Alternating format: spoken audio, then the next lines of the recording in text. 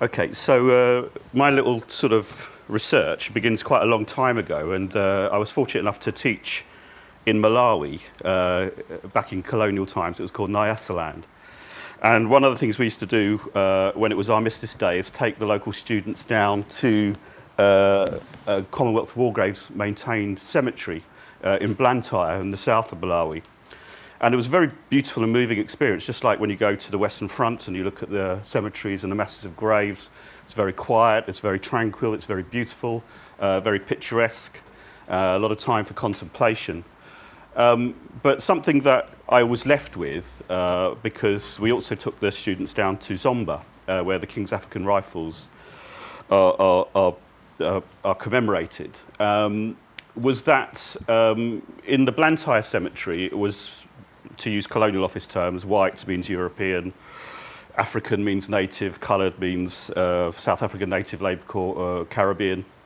But to use the terminology, the Blantyre Cemetery was white European, and the Zomba Cemetery, with just the names alone, were native African. Is that important? I think names are important. It's a starting point. It gives someone the chance to commemorate. But for me, it's inegalitarian. I don't think, or I don't believe, that native Africans were commemorated in the same way that Europeans were. And this is what my talk is about. And you'll have to bear with me, because I go from London to Britain to the Western Front and to East and South Africa. But my starting point is the Peace Parade, as it was called, in London in July 1919. And this is a victory parade. And African, Caribbean troops from Britain's colonies, servicemen, sailors or whatever, seamen, were not invited to the victory parade. You may have known this, you might not know this at all. Everybody else was. The Allies were invited, the Americans were there, and the Chinese and so forth. French African troops were there from their colonies, citizen soldiers. But when we look at Britain's African colonies, Britain's Caribbean colonies, they weren't invited to the Peace Parade. I sort of looked into this, and in the late 19th century, there was the Queen's Jubilee, the Queen Victoria's Jubilee. In 1902, there was the coronation of Edward VII. African troops, Caribbean troops were there. But in 1911, they were excluded. And there's an acknowledgement in the archives, in the National Archives, that they were excluded. But there's no reason given as to why they were excluded. And if you like, the 1919 exclusion sort of carries on a sort of worrying, disturbing pattern of black troops being excluded from ceremonials. Looking at the archives again, there's a Peace Celebrations Committee was set up under the chairmanship of the Foreign Secretary, Lord Curzon, and basically they made it very clear from the outset that they wanted a British sort of focus of the Victory March. They didn't even want the Dominion soldiers there. They changed their mind later, and they allowed a march of the Dominion troops, Australians, Canadians, South Africans, in May 1919. But then they allowed them again to come to the Victory March. They even had provision for Indian soldiers to come to the Victory March. The ships arrived too late. They were given the chance to march a couple of weeks later. But who wasn't there? African and Caribbean soldiers. What's the reason for the exclusion? And in my opinion, and people can debate this and argue this, but they had, if you like, mutinied against their treatment in the war. The West India Regiment had mutinied, the British West Indies Regiment had mutinied. And I think there was just a need, if you like, to remind colonial peoples at the bottom of a sort of conceptual hierarchy that they were at the bottom of the hierarchy, and they need to be reminded of that. And I think that's one of the reasons that's in the minds of the officials. If I had time, I would read you some quotes from them. But broadly speaking, that's what they were saying.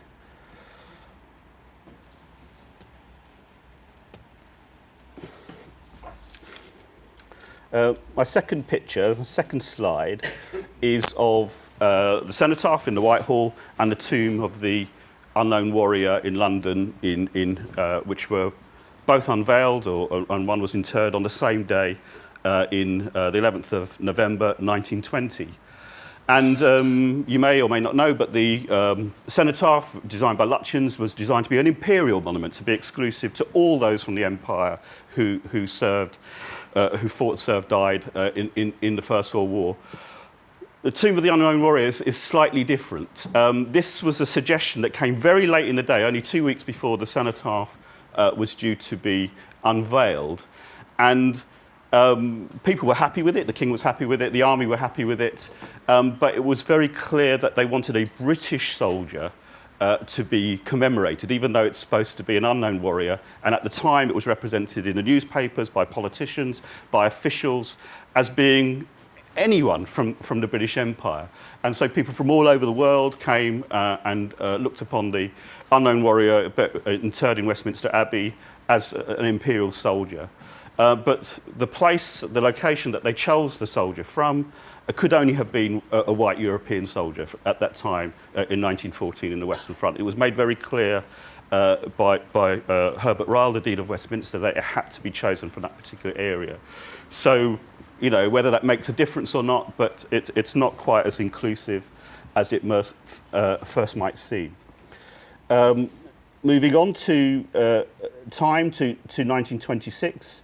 By 1926, we see the Dominions demanding more political power, more self-government. They effectively were self-governing colonies. They wanted official recognition of this. They also wanted official recognition of their war service in the First World War. So there's this tablet called The Million War Dead of Empire in Westminster Abbey. And there are also replicas across cathedrals in France and in Belgium. And you can't read it, but it says, to the glory of God and to the memory of the million dead of the British Empire who fell in the Great War. They died in every quarter. And you'll see that there are coats of arms around them. You'll see the British coats of arms in the centre, and they're surrounded by the coats of arms of India, Australia, New Zealand, Canada, South Africa, Newfoundland. Who isn't there? Of course, it's the Caribbean colonies and the African colonies. And a member of the British West Indies Regiment who'd served in the war came to Notre Dame and Westminster Abbey in 1932, and he complained about this. And this went to the highest level, and there was discussion about it. But in the end, they decided to tell him that, one, there wasn't any room to reinscribe the memorial with the African and Caribbean colonies. Two, they're represented by the British coat of arms. And three, there's a special relationship between Britain and the Dominions. So effectively, they were saying no.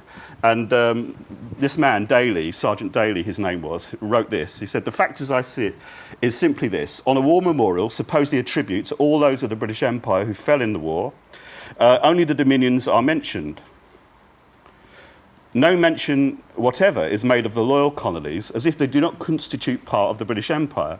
No stranger to the fact can be expected to see in these memorials that the British West Indies and other colonies played any part in the war, nor could future generations reading the plaques be expected to draw any other conclusion that in the Great War of 1914 to 1918, the British West Indies and the overseas colonies of the mother country were conspicuous by their absence." Moving on, sorry, because of the time. Moving on to the coast, we have naval memorials in Chatham, Portsmouth and Plymouth. This is one of Portsmouth. I'm going to use the example of HMS Good Hope, which was sunk in November 1914 with a loss of 916 lives. Working the engines during that battle off of Chile were stokers. There were white British stokers. There were 22 stokers from Trinidad, also stoking the engines during that battle. The ship sunk and they died. But the Trinidadian stokers were kept on a separate register. The British stokers are on that memorial. Their name is one of the first on it because the memorials are in date order. And the Trinidadian stokers, where are they? They're not at Portsmouth, they're in Mumbai, because that's where the Imperial War Graves Commission suggested to the Navy that they should be separately commemorated.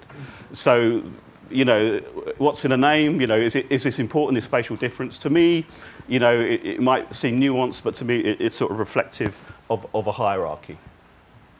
This is the Merchant Marine Memorial. Merchant Marine were from Africa, Caribbean, Asian. And in 1922, they began discussions about the memorial itself, where it should be and so forth. And in the end, they decided it should be in London. The thing is that it was supposed to be a whites-only memorial. It was supposed to be a Europeans-only memorial. And what I think happened is that there were African and Caribbean seamen. You can see one, if you look closely, you'll see George Actua, who's from Sierra Leone. You'll see the name in the middle of the slide on the left.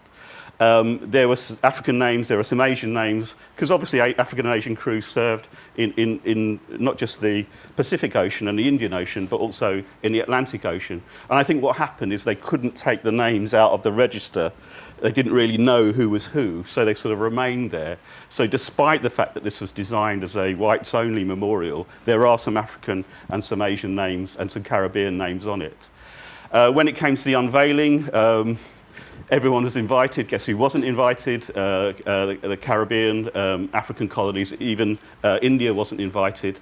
But as you can see, the picture on the right, a group of Asian seamen turned up anyway to honour their war dead, despite the fact that they weren't invited.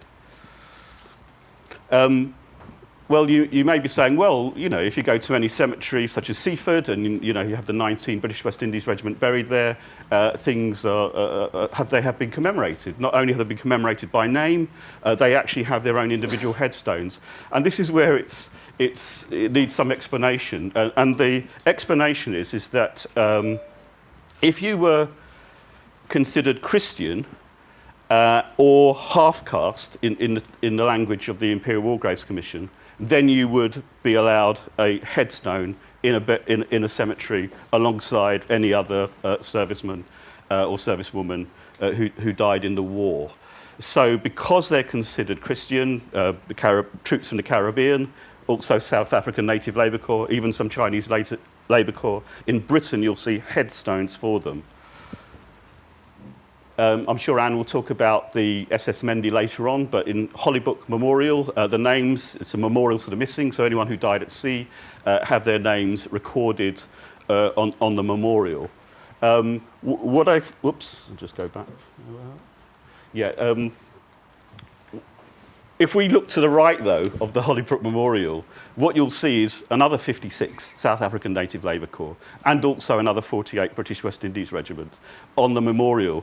And they're always at the bottom of the memorial, at the end of the memorial, because you have to read it left to right, the written memorials. They're always at the end because they're Labour Corps. So if you like, it's not just one hierarchy, a racial hierarchy at work here. There are a number of hierarchies at work at exactly the same time that intersect with each other. So we've got a race hierarchy, a military hierarchy, a religious hierarchy, and so on. So Labour Corps, because in Europe, Caribbeans and South Africans, native South Africans, were only allowed to serve as non-combatants. They weren't allowed to fight. So they'll be always at the end of the memorial, or they'll be on the outskirts of any memorial, because Labour Corps are always placed the sort of, on the fringes of cemeteries. Something that maybe Anne might want to talk to later, but I noticed, and I haven't seen this anywhere in any memorial in Britain, but when I look at South African Native Labour Corps graves, I noticed that there are 2 to a headstone, or on the left you'll see Littlehampton where there are 3 to a grave. Now, I've not seen that anywhere. Perhaps I'm just looking too much into it, but it seems to me that there's some kind of message being sent here about the South African Native Labour Corps. Moving on to East Africa, and I'll be as quick as possible. These are statues. If you go today to Mombasa, Nairobi, Dar es Salaam, in central positions, you'll see statues to not just soldiers, but also carriers, porters, guides, in these central locations. But the reason why there are those statues is because they are there in place of individual headstones for native Africans, soldiers, carriers, guides, porters, followers, male and female, who died. There was a policy of not exhuming them and putting them in cemeteries, but creating what are these called central memorials. It was believed that Africans couldn't understand or didn't have a funerary tradition like in the West. They believed that Africans left their dead out to be eaten by hyenas and were pagans, and so therefore they wouldn't appreciate such commemoration as Europeans have. And for me, that doesn't wash. I mean, for me, that's another example of the fact that obviously Britain took over as a mandate, German East Africa, which became Tanganyika. It was in control of British East Africa, which became Kenya, Uganda, Zambia, Rhodesia, these parts. And I just don't think those governments would like to portray Africans in the same way as Europeans who served in the war. If they did, there would be demands for equality, political, military, and so forth, social. So I think these explain these. It's the same in West Africa. I just wish I had time to talk more about East and West Africa and the sort of nuances and the exclusions and the commemoration. So to conclude, I just want to say that I think, no offence to the Commonwealth War Graves Commission as it's known now, they do a fantastic job. They're some of the most beautiful places that you could wish to visit and contemplate. And from the Second World War onwards, Africans did get their own individual headstones, but I was in Dar es Salaam recently and I noticed that they were separated off from Europeans, so they're still sort of, you know, frozen in time, the attitudes of that day. But the worrying thing is that the commemoration practice at the end of the First World War was sort of frozen in time for about 100 years. And it just strikes me as an ideal time, now you're having meetings like this, looking back on the war, to perhaps do something about this, because I don't think it is egalitarian headstones. I've visited East Africa and I shall be visiting West Africa later in the year, but I haven't seen yet a single African who has their own headstone on African soil, and that surely is wrong. Thank you.